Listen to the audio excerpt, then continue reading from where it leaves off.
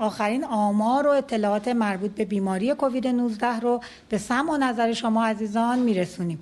تعداد بیماران شناسایی شده طی 24 ساعت گذشته بر اساس معیارهای تشخیص قطعی 4206 نفر گزارش شدند که از این تعداد 2063 نفر در مراکز درمانی بستری شدند.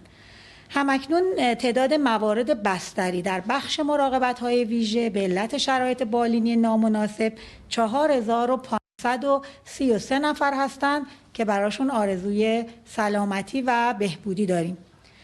متاسفانه ضمن ابراز همدردی با خانواده‌های داغ دیده طی 24 ساعت گذشته 272 نفر از هموطنان عزیزمون رو در اثر ابتلا به بیماری کووید 19 از دست دادیم که با احتساب این مجموع جانباختگان تا به امروز به 28816 نفر رسیدند.